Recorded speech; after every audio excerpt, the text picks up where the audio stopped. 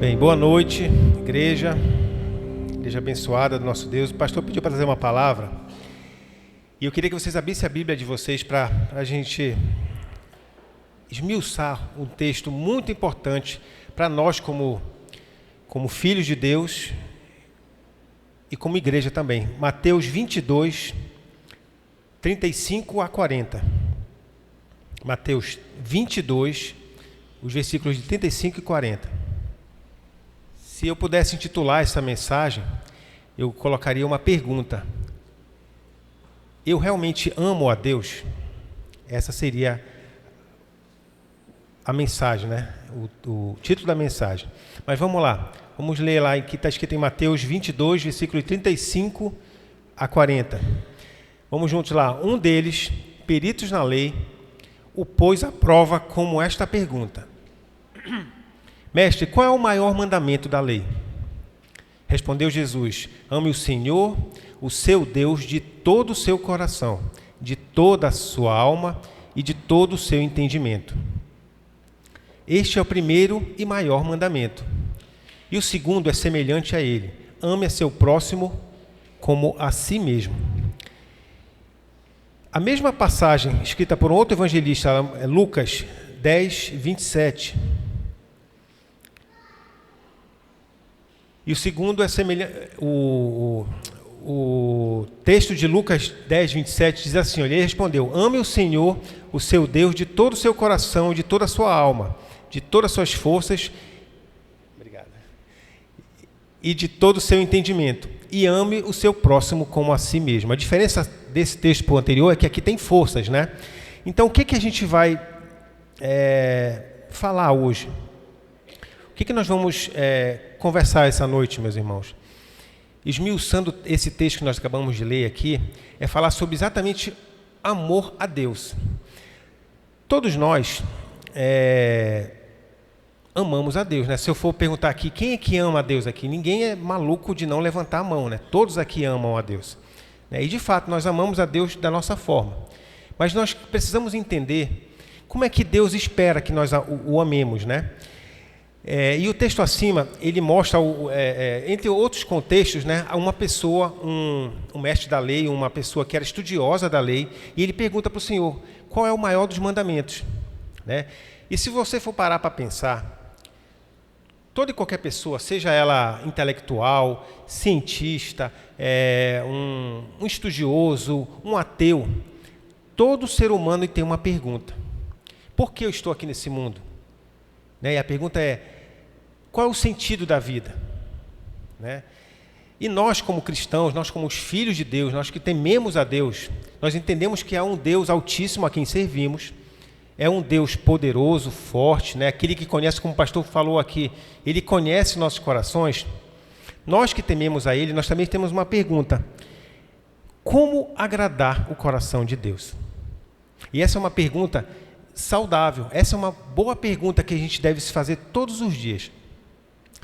Mas como é agradar o coração de Deus? O Senhor, ele foi questionado e respondeu de uma forma concisa, porque ele falou apenas 2 mandamentos e que resumiam todos os demais: ame a Deus com toda a sua força, com todo o seu entendimento e com todo o seu coração, e ame o próximo como a si mesmo.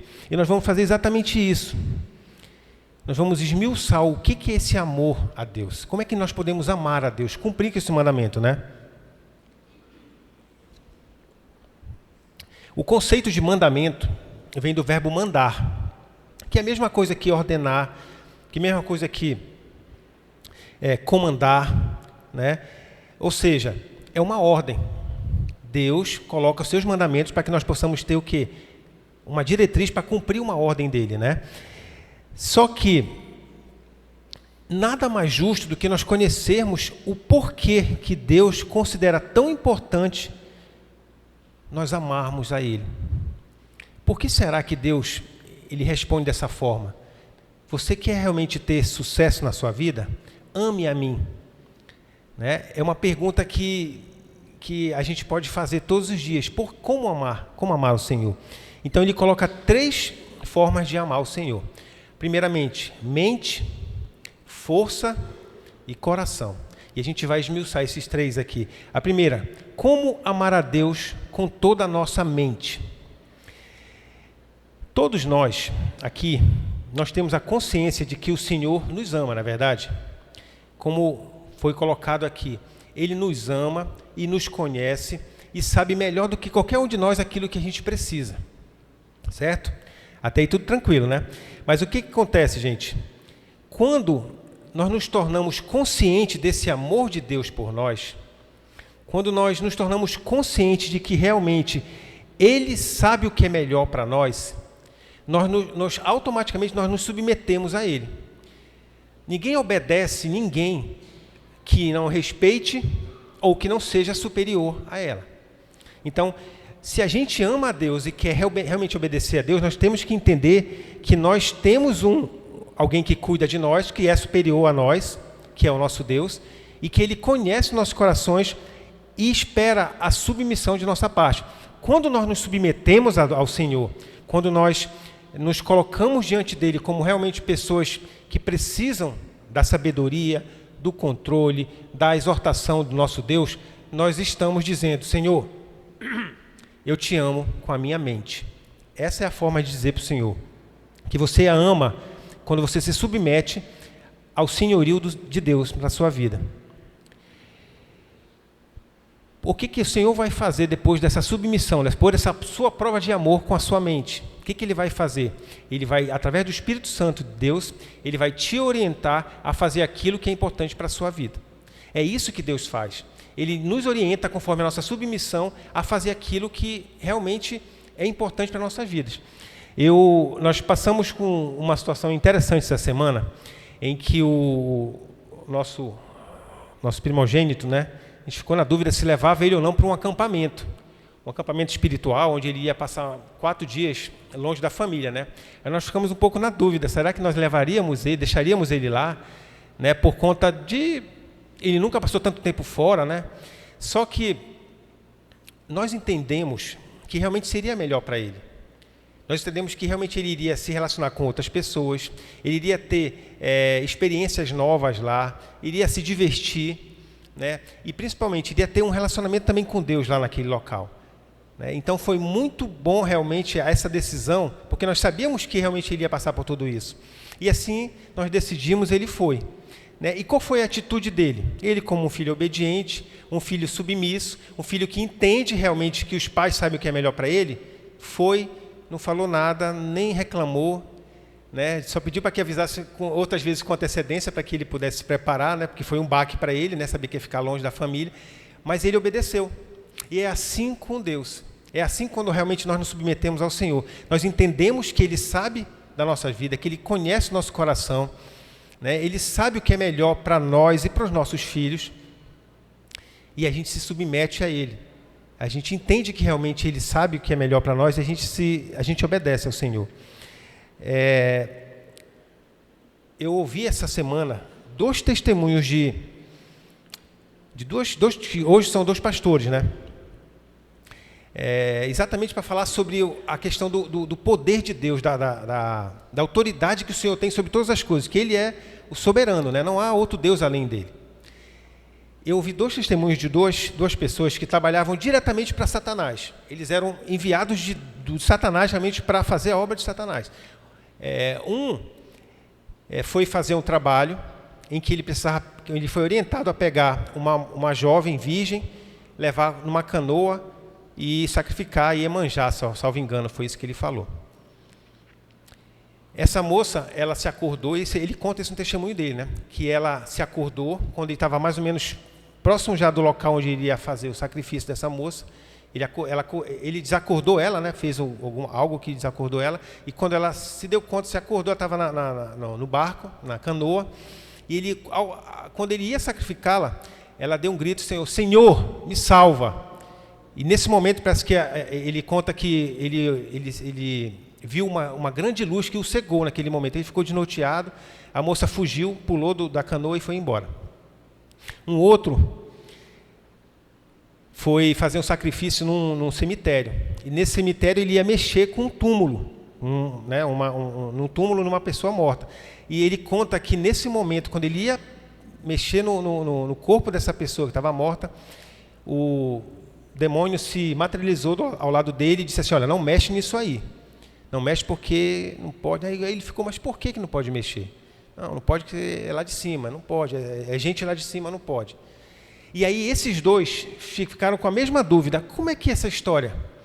Eu estou servindo a um Deus, né, em que é poderoso, mas tem algo mais poderoso do que ele? Não, eu vou servir a esse outro Deus. E assim eles fizeram. Hoje eles são pastores, né? E o que acontece, gente? Muitas das vezes, nós não acreditamos que o nosso Deus está acima de tudo e qualquer coisa. E por isso a gente não se submete a Ele. E por isso a gente acha que Deus não sabe mais do que eu mesmo aquilo que é melhor para mim, né? E o Senhor, Ele prova o quanto Ele nos ama e o quanto Ele sabe o que é melhor para todos nós. Então a primeira forma de amor a Deus, de amar a Deus, é através da nossa mente, né? Quando nós nos submetemos, confiamos que Ele sabe o que é melhor para nós, nos submetemos a Ele. E tem a segunda forma também. Como amar a Deus através do quê? Da nossa força, né? A gente entende, a gente sabe, tem a convicção de que tudo aquilo que a gente passa, que eu e você nós passamos de dificuldades, de lutas, de tribulações, tudo isso tem um propósito na nossa vida, certo? Nós acreditamos nisso, nós confiamos muito em que as dificuldades, como a irmã colocou aqui em cima, as dificuldades pela qual ela passou, e todos nós passamos diariamente, tem um propósito, que é o amadurecimento. Nós amadurecemos e também nós nos tornamos mais íntimos de Deus quando nós passamos por tribulações. Tudo isso, gente, gera um relacionamento com Deus, gera realmente uma intimidade com o Senhor. E o que acontece? Deus, Ele prova o seu amor para nós quando nós entendemos realmente esse senhorio, esse poder e esse cuidado que Ele tem por nós, quando a gente ouve a palavra de Deus e coloca em prática. E amar a Deus com a nossa força é exatamente isso, colocar em prática aquilo que Deus te mandou fazer.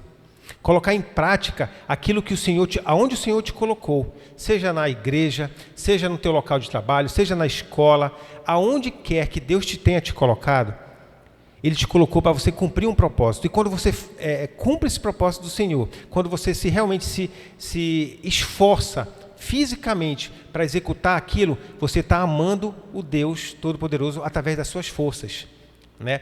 E a gente percebe, a gente vê aqui na igreja um agir de Deus maravilhoso nessa área.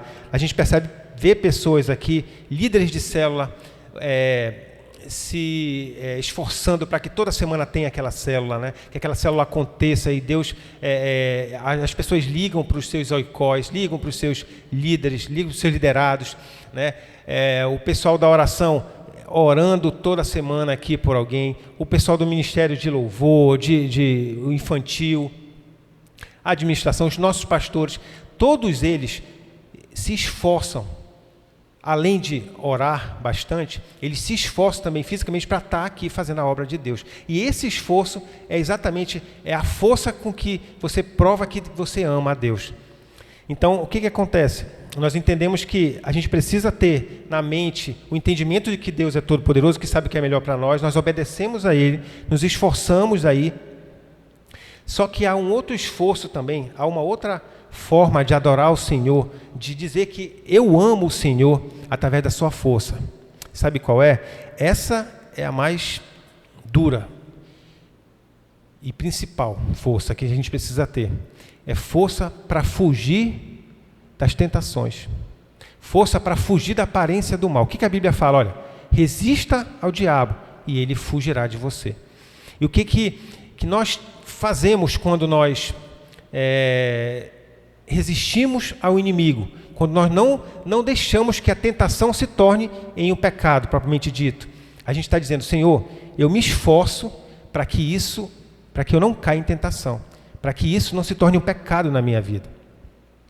E a gente, essa semana, estava lendo um livro sobre pecado. E como realmente há muitos pecados que a gente, às vezes, não considera. Desde fofoca até um assassinato. Mas tem muita coisa que tudo isso é pecado, né? E classificar pecado não é a nossa não é a nossa função, mas é determinar o que é pecado. Deus determinou o que é pecado, e nós sabemos que desde quando você resolve falar mal de alguém, você está pecando, né? E por que eu estou falando essa questão aí do pecado? Porque é exatamente isso que o inimigo quer. O inimigo de nossas almas, ele procura sempre estar achando uma brecha para que a gente venha a pecar. E quando a gente não se esforça o suficiente, pelo menos para calar a boca, para ficar calado, não criticar, não falar mal do irmão, não falar mal de determinadas pessoas, não olhar o que não deve olhar, não falar o que não deve se falar, não adulterar, não roubar e não matar. Quando a gente se esforça para fazer isso, a gente está dizendo também para o Senhor: Senhor, eu te amo com a minha força, com as forças que eu tenho. A gente vê realmente esses líderes, né, se esforçando a cada semana para que a sua célula seja uma célula abençoada, para que venha pessoas novas. Isso é muito bom. Isso realmente mostra o quanto essas pessoas se esforçam para estar cumprindo com a vontade de Deus, né, fazendo aquilo que Deus colocou a eles fazerem. Tem líderes também que veem aquele momento de célula como algo tão importante que, se não tiver a célula, está faltando alguma coisa, né? Isso são pessoas que se esforçam realmente para cumprir com a vontade de Deus, né? E eu falo isso como célula porque a gente já foi líder de célula também, a gente já foi líder de células também, nós somos líderes de supervisores, né? Então, a gente percebe realmente as pessoas que se esmeram realmente, se esforçam para fazer a vontade de Deus, para cumprir com aquele propósito. Mas há também pessoas que não valorizam muito isso. Infelizmente, há pessoas que acham que aquilo que Deus colocou para elas fazerem é algo que pode ser deixado de lado e não fazer com excelência. E aí as consequências vêm depois, né? O que Deus colocou para você fazer, meu irmão e minha irmã, é porque Ele sabe que você tem condições de fazer. E Ele está do teu lado para te ajudar a fazer o melhor, porque Ele quer que você faça o melhor, porque é para Ele. Então são duas coisas que nós já colocamos aqui, né? A primeira, com a mente, amar a Deus com a mente e amar a Deus com a nossa força. E vem a última, que é como eu posso amar a Deus com o meu coração. Novamente eu vou colocar aqui, nós entendemos que nosso Deus é o Deus soberano. Só que, apesar dessa soberania toda de Deus, apesar de Ele não precisar de nós, Ele fez algo que ninguém poderia fazer. Ele se entregou por nós. Ele morreu por mim e por você. Ele derramou cada gota de sangue para nos perdoar, para nos salvar e nos purificar de todo o mal. Foi isso? Nós conhecemos essa história, né? E o que acontece, meus irmãos? Quando a gente entende que realmente o Senhor, Ele fez isso, quando nós entendemos que o Senhor, Ele se entregou por amor a nós, nos tirou do inferno, que era o nosso destino final. Ele nos tirou de lá e nos levou para a luz. Quando eu entendo isso, e eu coloco a minha vida diante do Senhor e digo assim: Senhor, obrigado por ter feito isso por mim. Eu não posso recompensar, mas eu entrego tudo aquilo que tenho, que sou, para Ti. Minha vida, minha família, meus filhos, meus recursos, meu trabalho, tudo aquilo que eu tenho é do Senhor. Se você realmente faz isso de coração, você pode dizer que você ama a Deus de coração. E é essa forma realmente que nós podemos dizer para o Senhor: eu amo a Deus de coração, quando eu me entrego totalmente, sem ressalvas, 100% da minha vida entrego ao Senhor. Só que, infelizmente, a gente não faz sempre assim, dessa forma. Alguns detalhes a gente deixa e não entrega para o Senhor. E é exatamente esses detalhes que o inimigo quer. São essas brechas, né? A Bíblia fala diversas vezes assim que o inimigo quer apenas uma brecha para poder fazer um estrago nas nossas vidas. Mas Deus não. Ele não quer uma brecha, Ele quer todo. É por isso que lá no texto que nós lemos lá, Ele fala: toda a sua mente, todo o seu entendimento, toda a sua força, todo o seu coração, tudo aquilo que você vier a fazer, seja na sua mente, seja fisicamente e seja de coração, que seja todo ele feito para o Senhor. Se você realmente colocar isso em prática, se você disser, Senhor, tudo aquilo que tenho, tudo aquilo que sou, é do Senhor. Tudo aquilo que tenho e que sou, pertence ao Senhor. E é interessante que quando a gente toma essa primeira atitude de coração, as outras são automáticas. Vem a mente e vem o executar, né, que é a força.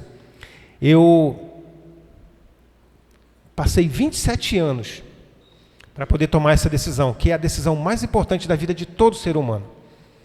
As pessoas podem questionar, falar que existem outras decisões importantes, mas o fato, a verdade é que há uma decisão que é a decisão mais importante da vida do ser humano, que é entregar a vida para Jesus. E quando eu fiz isso há quase 20 anos atrás, em 19 de novembro de 2003, eu lembro que eu fiz exatamente aqui, no meio dessa igreja, aqui no meio do salão. Entreguei minha vida porque eu entendia que eu não tinha algo a fazer com a minha vida que não seja melhor do que entregar minha vida para o Senhor. E eu fiz de todo o coração, com a certeza de que Deus sabia o que era melhor para mim e que Ele iria conduzir minha vida. Né? Não estou dizendo para vocês que foi perfeito de lá para cá. Cometi erros, nós cometemos falhas, mas todos os dias da minha vida, de lá para cá, eu tenho que me ajoelhar, me pedir perdão para Deus e dizer, Senhor, eu te amo de todo o coração. Se eu não fizer isso, meus irmãos, eu estou sujeito às investidas do inimigo na minha vida. E é exatamente isso que o inimigo quer. Uma brecha, né, como a gente colocou. Guardei o óculos aqui, esqueci. Né? E é por isso que o Senhor, Ele coloca realmente nessa questão, para todos nós, que a gente precisa realmente, sem ressalva, sem dúvidas, colocar diante do Senhor toda a nossa vida. Porque quando a gente não faz dessa forma, meus irmãos, a gente deixa brechas. Em situações que nem sequer nós entendemos o porquê que nós estamos passando por determinadas situações. Mas nosso Deus, Ele conhece. E Ele sabe do que a gente precisa.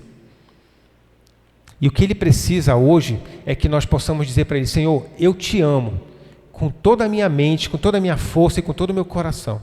E você só pode realmente dizer isso quando você se coloca mesmo aos pés do Senhor e você determina que você vai entender que não há outro Deus além do nosso Senhor, que você vai fazer aquilo que o Espírito Santo te colocar para fazer, aquilo que Ele te ordenar fazer, porque é o melhor para a tua vida. Pode ser que você goste ou não daquilo, mas é o melhor para a sua vida. E quando você realmente colocar a sua vida toda à disposição do Senhor, sem ressalvas, sem vírgulas, né? Sem porém. E é isso que Deus espera de todos nós. Eu queria que os irmãos pudessem ficar, nesse momento, ficar de pé, para que a gente possa realmente refletir.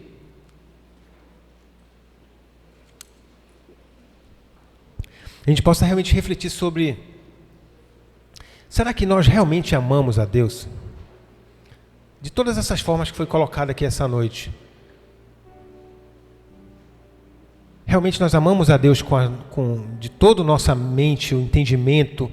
Nós amamos a Deus de toda a nossa força, com nossos esforços.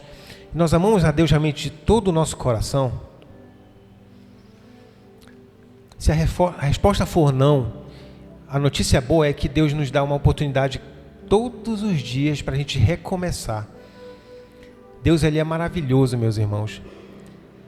Deus é maravilhoso para fazer recomeço na nossa vida todos os dias.